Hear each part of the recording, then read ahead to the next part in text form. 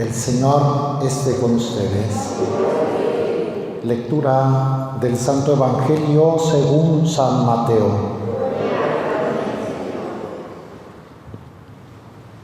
En aquel tiempo Jesús dijo a la multitud: el reino de los cielos se parece a un tesoro escondido en un campo. El que lo encuentra lo vuelve a esconder y lleno de alegría va y vende cuanto tiene y compra aquel campo. El reino de los cielos se parece también a un comerciante en perlas finas, que al encontrar una perla muy valiosa, va y vende cuanto tiene y la compra. Palabra del Señor. Gustan sentarse un momento. Celebramos hoy la fiesta de Santa Rosa de Lima. Y cuando hay una fiesta litúrgica, las oraciones y las lecturas son propias del santo o de la santa que celebramos. Por eso las lecturas de hoy son propias. Escuchamos un trozo de la segunda carta de San Pablo a los Corintios, cuando veníamos leyendo profetas en la primera lectura. Hoy se cambia la liturgia. El Evangelio que hoy se lee es de San Mateo, pero hablando del reino de los cielos. Las dos lecturas escogidas son para que entendamos qué nos enseña Santa Rosa de Lima. En la primera lectura se lee esta frase de San Pablo: los he entregado a Cristo como si fueran ustedes una virgen pura. Les dice a los corintios: los he entregado a Cristo, ustedes son como la esposa de Cristo. La comunidad tiene que amar y servir a Cristo como una virgen pura. Santa Rosa de Lima fue una virgen pura que quiso entregarse totalmente a Cristo. Hicieron la lucha por casarla y se resistió. Ella entendía que no era para el matrimonio, que era para Cristo. Y desde muy chica oraba mucho, desde muy chica hacía penitencia y se dedicaba a los pobres. Iban a su casa los enfermos, los pobres, para buscar ayuda en aquella mujer.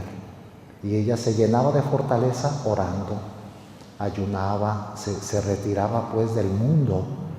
Incluso era muy hermosa físicamente, por eso le decían Rosa, porque no es un nombre de pila.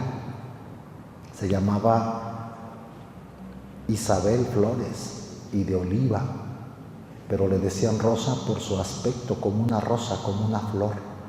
Y cuando la alababan, cuando le decían qué hermoso rostro, ella con pimienta se tallaba el rostro para que no se le viera tan bonito. Cuando decían qué hermosura y la adornaban con una diadema, ella se encajaba los pasadores en la cabeza para que no se dejara llevar por la vanidad. Era una virgen que solo quería vivir para Cristo. ¿Cuándo nació? ¿Dónde nació? Nació en Lima, Perú, por eso es Santa Rosa de Lima, en 1586, siglo XVI. Era la época pues de los virreyes, la época en que los españoles estaban presentes en los pueblos de América.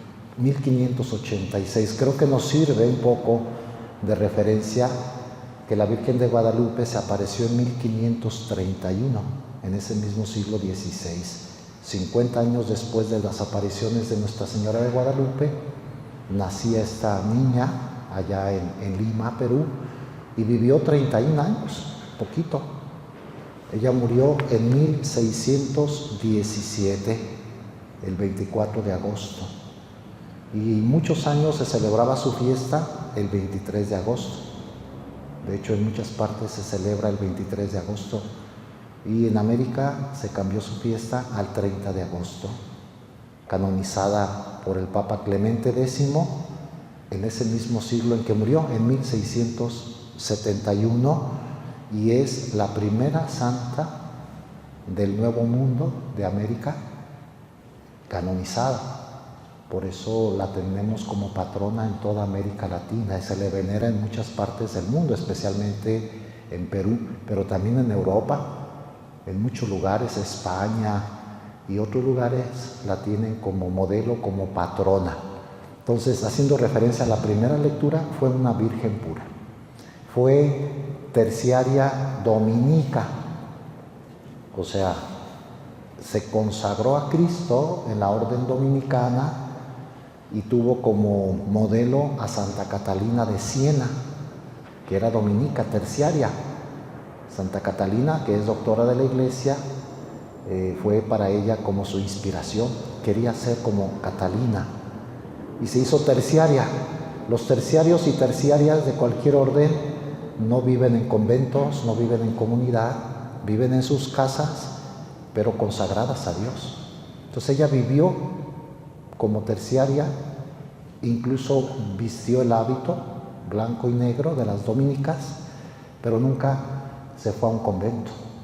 Quiso hacer de su casa su propio convento y se hizo construir un cuarto, una habitación, una celda en el jardín de su casa. Dicen los que conocen, que han ido a visitar a Lima, Perú, que se conserva ese espacio, esa ermita que se hizo Rosa, construida en su casa, donde se recluía, donde se alejaba del mundo, donde oraba, hacía penitencia, meditaba, escribía y cosía. Ella se dedicó mucho a la costura. De hecho, en algún tiempo donde su padre fracasó en una mina, quedaron en una situación precaria, muy difícil, económica, y Santa Rosa, con su costura, ayudó a la economía de la familia. Trabajadora, responsable, sobre todo llena de Dios y llena de un espíritu de penitencia, como que es la principal enseñanza de Santa Rosa. O sea, no vivir para el mundo, para los halagos, para la vanidad, sino vivir para Dios, recluida pues en una celda. Era tanta su unión con Dios que iban a pedirle consejo. Autoridades civiles y religiosas. El arzobispo mismo iba cuando quería saber qué decisión tomar. Sabían que allí en una celda de Lima, allí había una mujer que les podía decir, dar a entender lo que Dios les pedía. Tenía una luz sobrenatural. Una santa, pues. De hecho, cuando muere, muchos fueron a su cortejo. Todo Lima se volcó porque sabían que se les había muerto una santa. Ojalá aquí en Guadalajara tuviéramos un santo, una santa de esa altura. Debe haber, nada más que no se conocen a veces mientras estamos en vida, pero debe haber muchas personas de oración, de sacrificio, de santidad, que son las que pues hacen que Dios nos dé la gracia, que Dios nos bendiga, que Dios nos proteja. Eso hizo Santa Rosa de Lima. Porque el Evangelio habla del reino de los cielos, que es semejante a un tesoro escondido, a una perla fina. Porque Santa Rosa de Lima encontró ese tesoro, encontró esa perla fina que era el amor a Jesús. Y vendió todo, dejó todo para consagrarse a Él.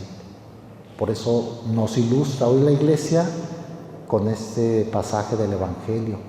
Dejar todo y unirnos al tesoro escondido, a la perla fina. Eso hizo Rosa de Lima.